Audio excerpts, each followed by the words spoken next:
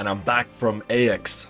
Just in time to do a 5-month recap. So this is where we meet up once a month to look back on old videos, see what I blundered, see what I could do better, and also respond to some of your comments. I did want to do more for this month, you know, usually we up the webcams, we up the production value, whatever, but I'm running on literally no sleep. I just came back from LA and I'm dead on the inside. Also, ignore the black bars. My camera setup, not the most best. You're literally in between the two monitors, so yeah. Trying every Japanese chocolate. This was a really interesting video because I wanted to find the best chocolate in Japan because I'm not a fan of the chocolates here. It's kind of good to say that I did find something that I actually liked. And for some reason it's called roasted milk. Aside from another chocolate, which I actually liked, which turned out to be not even Japanese, so yeah, I have a particular taste. That being said, I loved the European chocolates compared to Japanese ones, and the Japanese people liked Japanese chocolates compared to European ones, so at the end of the day, it's all just a personal preference. So I learned nothing. Milka is the way to go for milk chocolate? I can't believe you said that. No, Milka is bottom tier. I used to like Milka. I think they changed the recipe as well, like 5 to 10 years ago. I don't know. I can't eat Milka. I actually will avoid eating Milka under every circumstance. It is bad. That Hershey's butyric acid thing is a myth. Alright, well, let me Google that. Does Hershey's add butyric acid?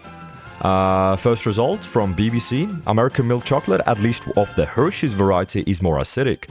This is because the milk is intentionally broken down during the manufacturing process, yielding a substance called butyric acid.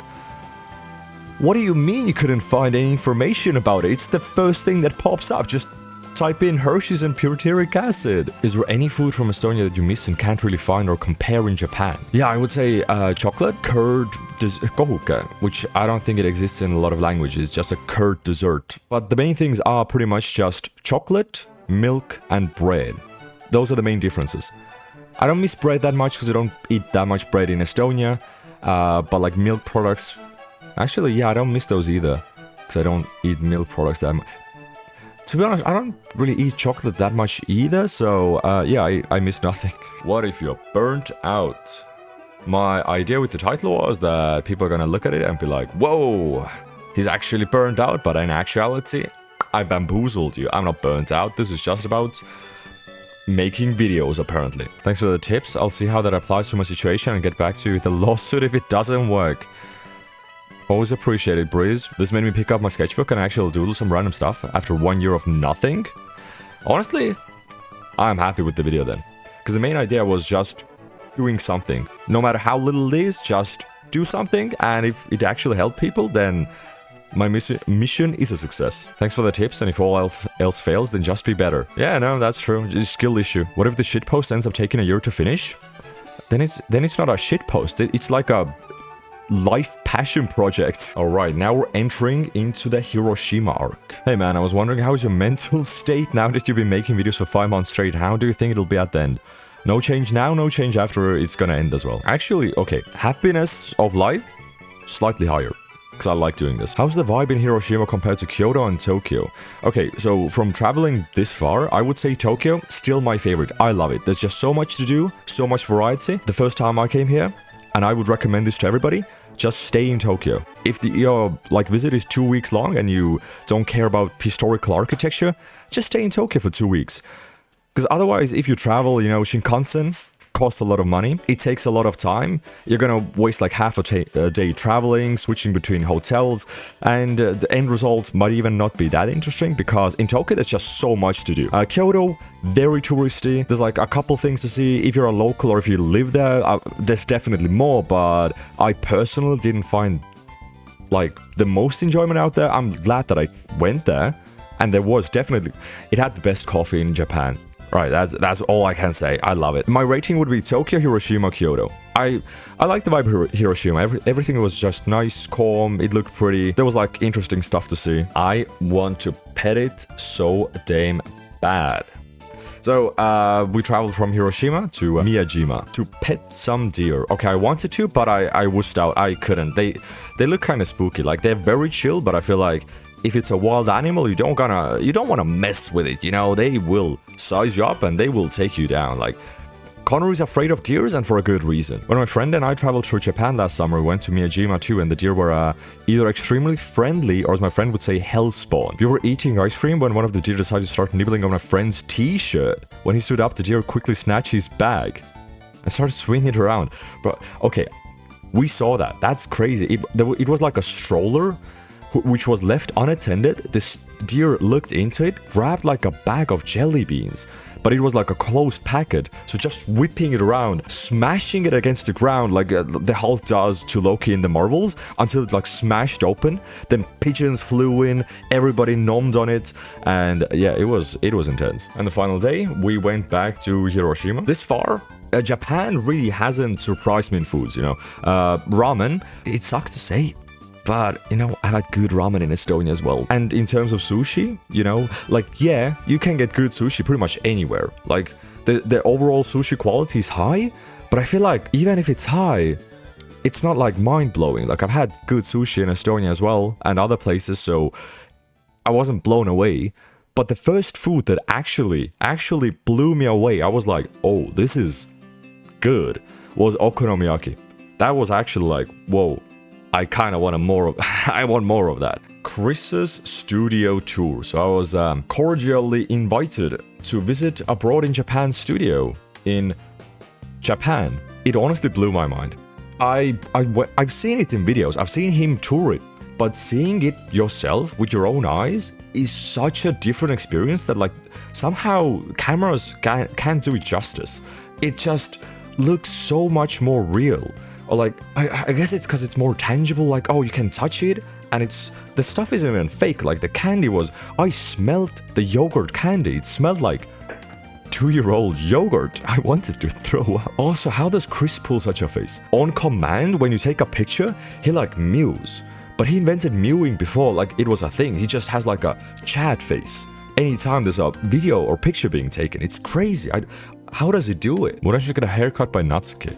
You know what? That's a good idea. This gives off my mom said you can come over but can't touch anything vibes. I honestly thought it would be like very fragile, or you like bump into something and it breaks, but everything was so rigid. Like, it was solid. The food was just solid blocks of plastic, and they weren't like light, they were heavy. Like, they were like a police baton. You could bludgeon somebody with those. And all the furniture and stuff you see is just real furniture. So I'm calling me impressed. Pretty funny though, he didn't even know half the stuff that was there. Well, like he said, it's good to experience it through the eyes of the other guests as well, which is that's kind of amazing from his part, because that feels just like an incredible host. Because if he knows everything, it's just so easy to get bored doing the tour over and over again. But since he actually explored stuff with me, it felt like more of a, I don't know, like a bonding experience, or it's just so much more enjoyable discovering things together. Going to the Daikoku parking lot. This was cool. I had low expectations for this. I was like, okay, we're going to the parking lot, and everybody also in the comments, or like Reddit that I've been reading up, has said that you might be unlucky. Like, there's like literally nobody in the parking lot. You have to go at the right time, you know, police gets called, you might not see anything. So I was like going there with the expectation of, okay, best case scenario, I'm seeing like 5 cool cars. Worst case scenario, it's just empty. And like, I am not a car guy. I don't know anything about cars, about models. I just liked, you know, that the shape looks cool. It has a cool color, you know, LEDs underneath it. It goes vroom vroom really loud. Oh, that's sick. So like, I don't even care that much about cars, but going there, holy shit, that was cool. That was fun. I can see, like, some people that I talked to said they've been there for like 4 or 5 hours, and I can completely see how I can get lost in there. Because I wanted to just take a couple pictures, you know. I thought 1 hour maximum. There's just nothing else to do. It's a parking lot. We ended up being there like 2 or 3 hours, and I felt like I could have even done more. I just need to go back to editing. But I also want to do drifting. So that might be a future video. Who knows? I know. Because I'm making the videos. The main thing was just that I don't know what the vibe of the people there are. Like, can I just film their cars? Because a lot of people go there to show off their cars, as they rightfully should. You know, it's a car meetup. They like to show off the cool stuff they have. But also some had like plates that were not showing and not the most legal. So it's like, well, what should I do? A day in the life of Foxy. I'm amazed at how busy that place was despite all the reviews warning against eating there. Yeah, so like bad places in Japan. Okay, to give context, this was like a day in the life of Foxy, and one of the things we did was shoot a video at like a pretty badly rated cafe. It had 3.2 or 3.4 stars, maybe 2.9. But yeah, it was really badly reviewed, and a lot of the comments were bad, and yeah, all the reviews were correct as well. It's kind of crazy because I thought like, no, they would like somehow hype it up or say like too much, but no, it's all correct. Like the reviews actually matched up. The food was bad, the coffee was watered down. It's like one of the worst coffees I've had here. Yeah, everything was just kind of not enjoyable. But since it is literally next to like a huge zoo, a big park, I assume it's just gonna be filled up anyways. Cause like you don't have that. Well, you have other places to go, but you know that's just close by.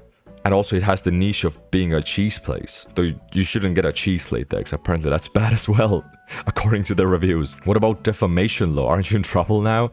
I'm not defaming them. I'm just saying what happened. I didn't say they were bad. I just said their food was bad. Wait, no, I also said they're bad. Yeah, shit. All right. Okinawa time. Another prefecture down. Honestly, the weather was pretty bad. It was very warm and humid, and even though it had the same like temperature as Tokyo, I was sweating. It's bad. But the second day it rained there, and somehow with the rain it was less humid. It like felt nice. So I'd rather pick Okinawa on a rainy day than a sunny day, 100%. But yeah, we went around American Village, which was interesting. Actually, yeah, like Okinawa has completely different vibes than the rest of Japan. It's kind of like Americanized. There's so many people walking around with tattoos. The streets are wider. Like actually wider. You can drive a Hummer there if you want to. But one of the things we tried was the coffee that James Hoffman surprisingly tried like 5 days before in UK and paid like $300 for it. Well, more. And surprisingly, we were close by. We kind of wanted to go to that place as well, like nearby. There was a pineapple plantation to like check out how that works. But the coffee place was like 10 minutes away from there. So it's like, whoa, okay, let's try it. And it was nice. The only thing I got to say is I'm not a big of a coffee person, so I don't know how much I can appreciate it. But yeah, like Babysitter said, the best thing is that it didn't give you an aftertaste. Like if you just drink black coffee, it gives you like a smell in the mouth, you know, it's gonna linger at the back of your throat. You didn't get that coffee breath. But other than that, it just, to me, tasted like a good coffee. Mudan says he's not a coffee person, but that's the only thing he drinks. It's hard because, you know, I don't drink coffee black. I like my coffee with tons of sugar and tons of milk. I want to taste as little coffee as possible. No, actually that's not true as well. I've realized that I do like kind of a taste of coffee. It just has to be like a very perfect blend of coffee, sugar, and milk. I don't like the taste of coffee on its own, and I don't like sugar and milk on its own as well. I just came back from America. I had coffee at Wendy's, and that shit was just like melted ice cream. That was not coffee. That also was like 400 calories. No, I listened to my comments. So I had a lot to do that day, I think. So I was like, all right, how do I make a quick little vlog? And I knew in the back of my mind I had some ideas because you suggested that I should, you know, I should do a coffee break where I just drink coffee for 30 minutes straight or speak Estonian for some god-awful reason because you hate me to actually edit videos and want me to subtitle a ton. So I was like, all right, I'ma just do it all, you know, just get it out of the way. And the behind the scenes of this is pretty interesting because originally I wanted to go to a cafe. And I was like, okay, I know there's a cafe nearby me. Let's go there. Headed there. Full.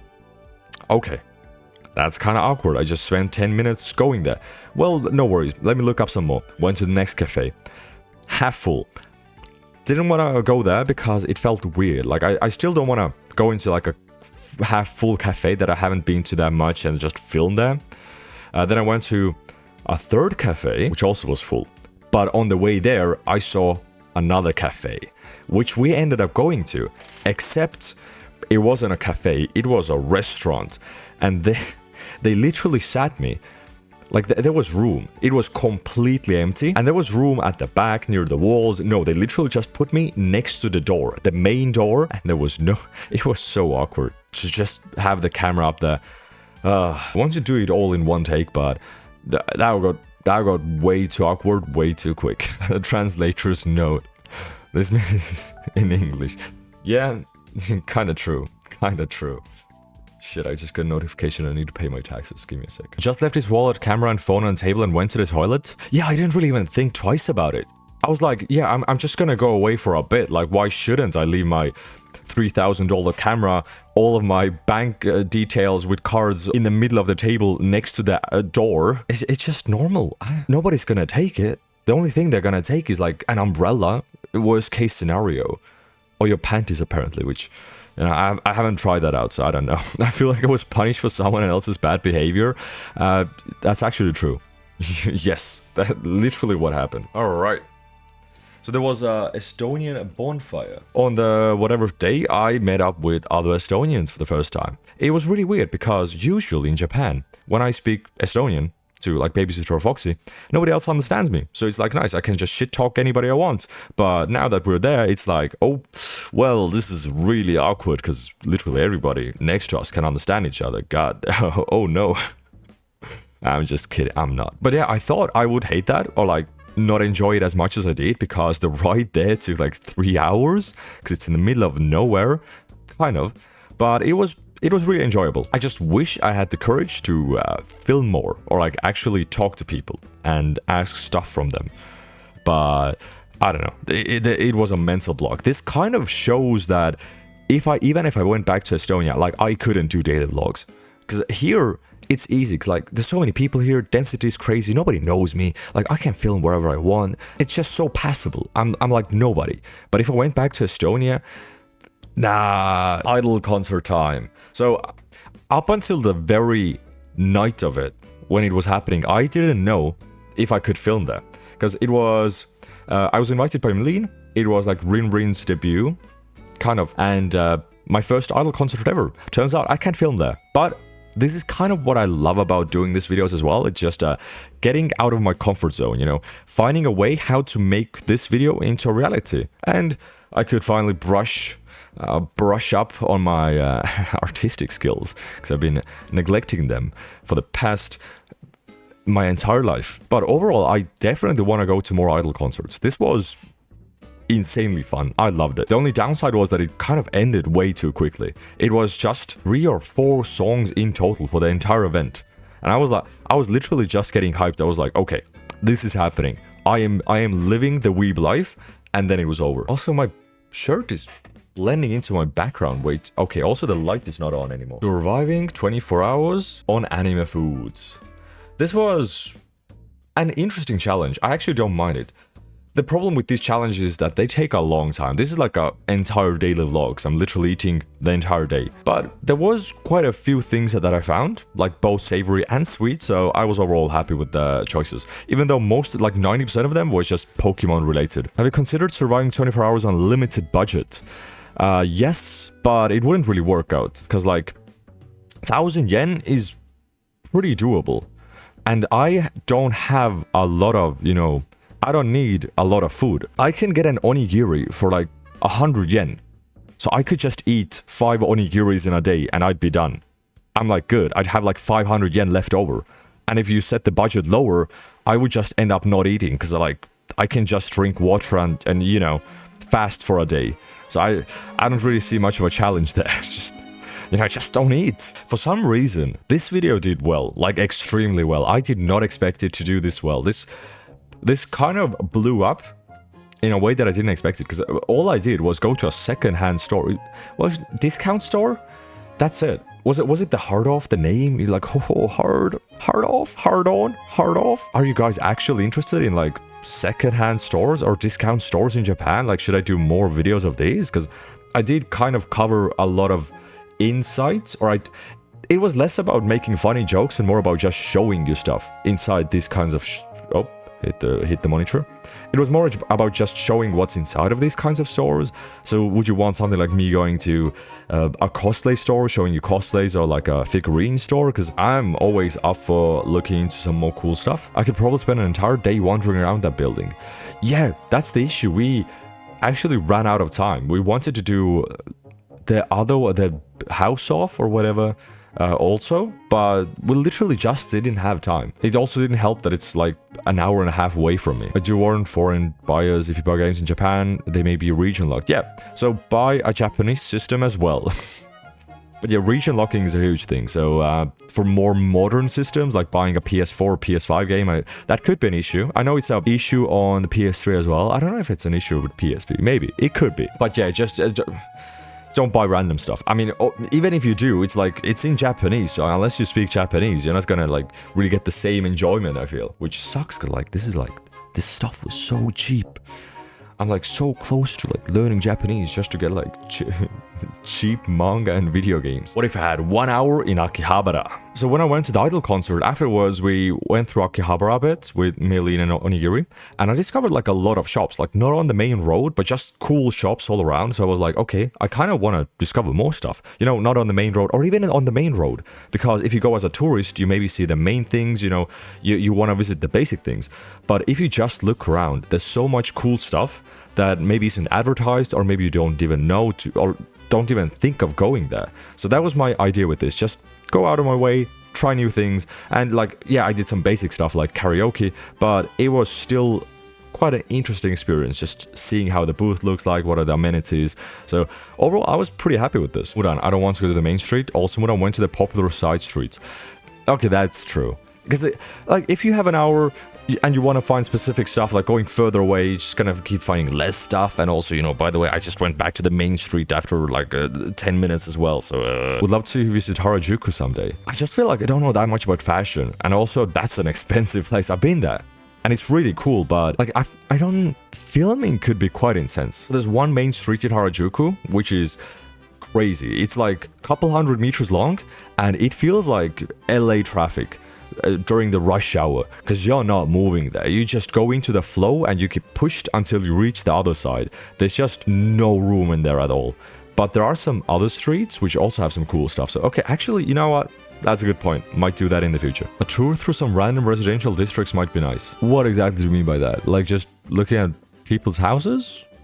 What are we exactly touring there? Is Apple Pay working on the vending machine? I have no idea, maybe, but yeah, I use a digital Suica card.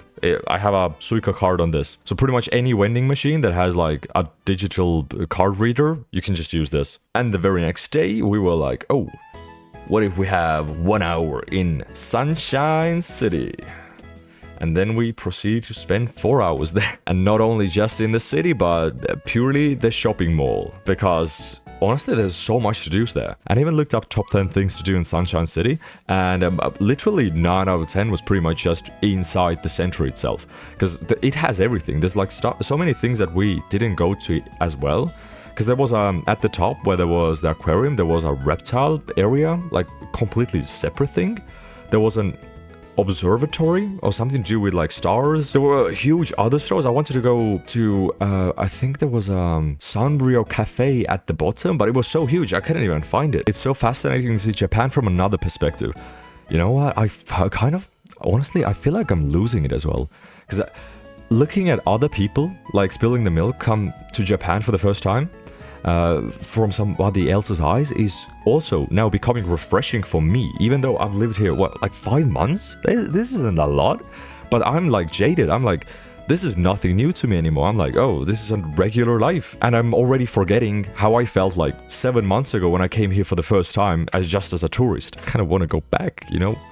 Revisit this entire thing once again from scratch. Those were fun times when I didn't have to daily vlog. 1.2 seconds of the Beatles, he'll see no revenue. Haha, jokes and nukes. I didn't use the Beatles, I used it from the film soundtrack Yesterday, which is a ripoff of the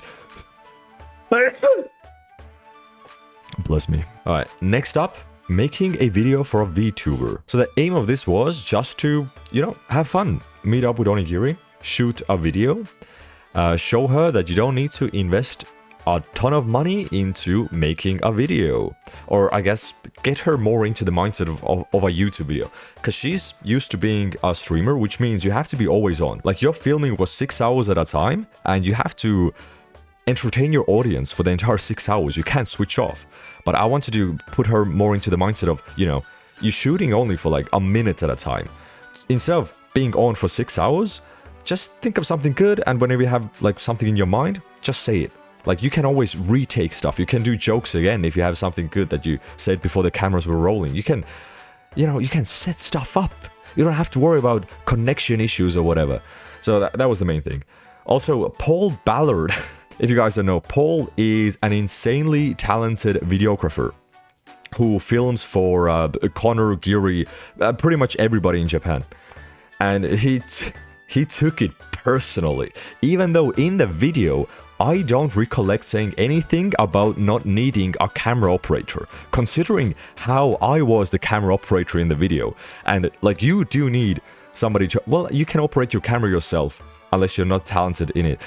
I don't know. My main point was, you don't need to do insane stuff, like going drifting into like in Ebisu circuits, or doing a 3-day-long Okinawa trip where it's like 8 hours of filming every single day. You know, sometimes you can just go eat some food.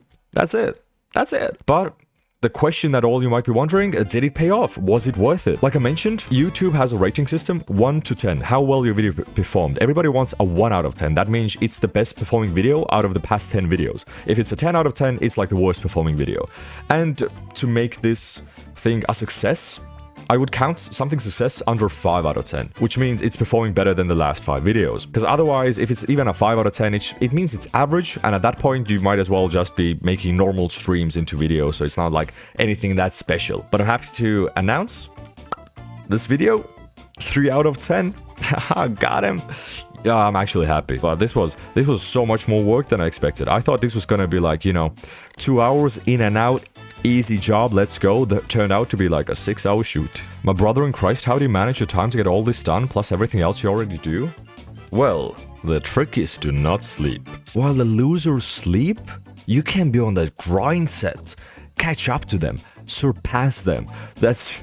No, dying an early death. Piss Alley with Livakivi. Honestly, hanging out with Livakivi was pretty fun. He like knows stuff. I told him the park idea like a day in advance or something. His sleep schedule is fucked, like completely messed up. Like we're opposites somehow. But I told him, oh, let's go to the park like a day in advance. So we show up. I do like some little research, you know, just to throw in some keywords like, oh, it had a homeless issue, or whoa, it was built in 2017, you know. I remember 2 unconsequential facts, and he showed up. He was like, yo, I watched a documentary in the morning before coming here. Let me actually throw some facts down. So that was kind of cool. Not to mention he can speak Japanese, so you know, whenever I need some Nihongo to be Jozu, he's pretty good on that end. Did you forget to keyframe the Doge at 226? No.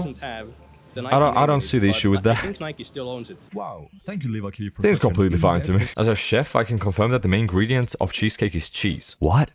Like a block of cheese? You take a block of cheese? What? No, it's not. You're messing with me. Cheesecake recipe. Granulated sugar, sour cream, vanilla extract, lemon juice, and cream cheese. Oh, okay. Well, is cream cheese even cheese, you know? I'm talking about a block of cheese. I'm talking about a Tom and Jerry cheese. It's just milk and cream, you know, it's fine. When I think of cheese, I'm like, oh, now we're getting into the America arc. So this is me setting up. One of the biggest things that I hate about traveling to America is the time zone difference, because I have no idea when the fuck this video should go up. Like, do I need to post it a day in advance? Can I hold it? Or like, when would I need to upload videos there? And the craziest thing here was, since I'm flying there, I'm losing like half a day. So I need to post in advance.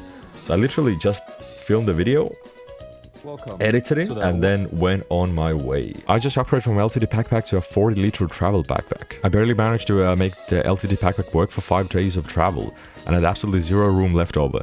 You know what? That's actually one of the things that I've been running into as well. Like, since it's both my vlogging equipment and my work and clothes all together, it is just a lot of stuff, and it's completely packed. This is like, when I went pretty much any time I go anywhere, like either visiting different prefectures or even when I went to America, it was full, it was stacked. But I don't see the appeal of bigger backpacks, because I like the fact that I can put this under the seat. I can just access stuff.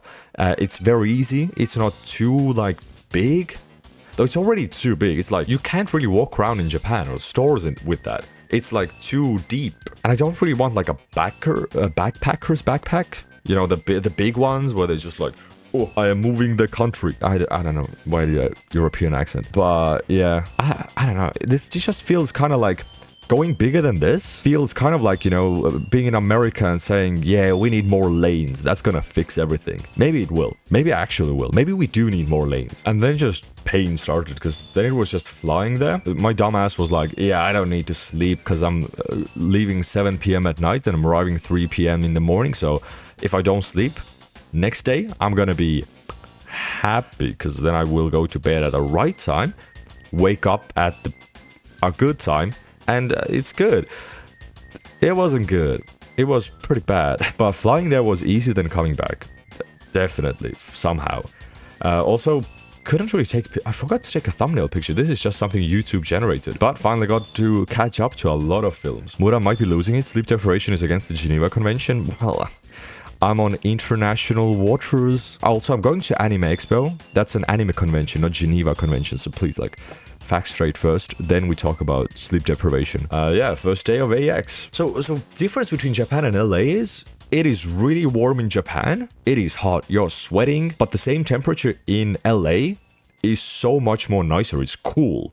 It's like, you're not sweating. This is fine. But the sun in LA at the same weather is intense. It like burns you up somehow. Like you're close to the sun. I don't know.